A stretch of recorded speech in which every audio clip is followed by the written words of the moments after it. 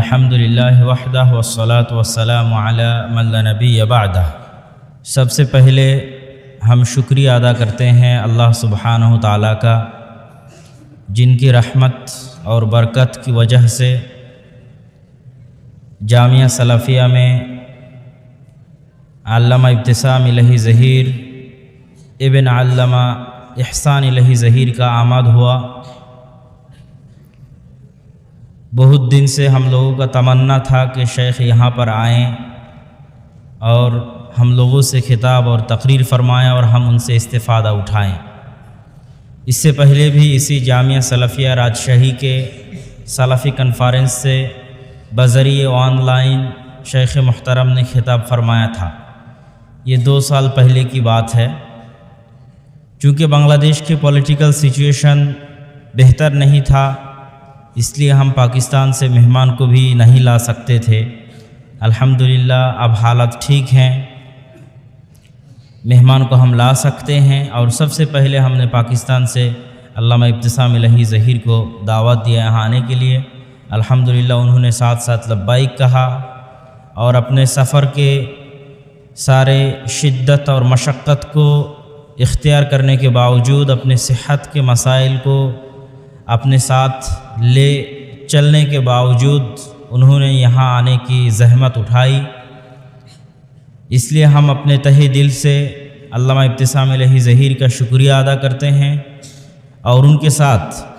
جس دن انہوں نے ایئرپورٹ میں اترا اس دن سے آج تک میں ان کے ساتھ ہوں، اور ان کو ایئرپورٹ سے الوداع کہنے تک ساتھ رہوں گا انشاءاللہ۔ اور اللہ سبحانہ تعالیٰ سے امید ہے کہ وہ بنگلہ دیش کو بھولیں گے نہیں، راجشاہی کو نہیں بھولیں گے، الجامعہ سلفیہ کو نہیں بھولیں گے، جامعہ سلفیہ کے طلباء کو اور ہم کو نہیں بھولیں گے۔ یہاں اپنے محبت کو اظہار کرنے کے لیے یہاں آتے رہیں گے انشاءاللہ۔ علامہ ابتسام الہی ظہیر نے اپنے بنگلہ دیشی بھائیوں کے لیے اپنے دل کی محبت کا اظہار کیا کہ جب ان کا فلائٹ ڈھاکہ کی سرزمین کو چھو رہا تھا تو ان کی آنکھوں سے آنسو بہہ رہا تھا، اور میں نے بھی علامہ احسان الہی ظہیر کا اس تقریر کو سنا جو انہوں نے 16 دسمبر 1971 کو پاکستان میں جو تقریر کیا تھا، جو سقوط ڈھاکہ کے نام سے مشہور ہیں۔ اس تقریر کرتے ہوئے جو روتے رہے علامہ احسان الہی ظہیر، اس سے یہ بات اسی تقریر سے پتہ چلتا ہے کہ علامہ احسان الہی ظہیر کو ڈھاکہ سے، چٹاگان سے، راجشاہی سے اتنی زیادہ پیار تھا جتنا پیار ان کو لاہور سے تھا، کراچی سے تھا، پشاور سے تھا، اسلام آباد سے تھا۔ لیکن اللہ سبحانہ تعالیٰ کا فیصلہ تھا، تقدیر کا لکھا ہوا تھا، جو ہونا تھا وہ ہو گیا۔ لیکن اخوت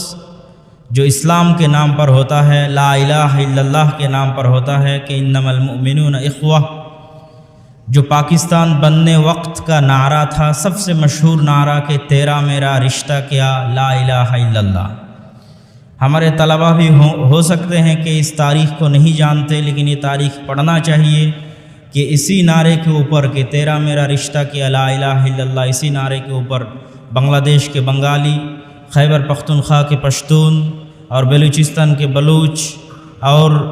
سندھ کے کراچی کے سندھی، اور لاہور کے پنجابی، سب اکٹھے ہوئے تھے کہ ہمارے لیے ایک الگ ملک چاہیے جو دو قومی نظریہ کہلاتا ہے۔ اور یہ 2 قومی نظریہ کی شدید ضرورت تھی، جو آج ہندوستان کی حالات سے پتہ چلتا ہے، ہندوستان میں رہنے والے مسلمانوں کی حالات سے پتہ چلتا ہے کہ اس 2 قومی نظریے کی ضرورت مسلمانوں کو تھی۔ لیکن اس 2 قومی نظریے کی وجہ سے ہم نے محمد علی جناح، علامہ اقبال، شیر بنگلہ کے فضل الحق، حسین شہید سہروردی، اور اس سے پہلے بھی جو گزرے یہاں سے، نواب سراج الدولہ کے بعد سے لے کر علامہ اسماعیل شہید اور سید احمد بریلوی، ان کے جو جہاد موومنٹ تھا، تحریک جہاد تھا، اس کو لے کر جتنے تحریکیں یہاں چلی انگریز کے خلاف، یہ سارے تحریک کا نتائج اور ثمرہ تھا آزاد بنگلہ دیش اور آزاد پاکستان۔ یہ بہت بڑا نعمت ہے اللہ سبحانہ تعالیٰ کا، جو تاریخ پڑھیں گے ان کو پتہ چلے گا کہ یہ کتنی بڑی نعمت ہے۔ لیکن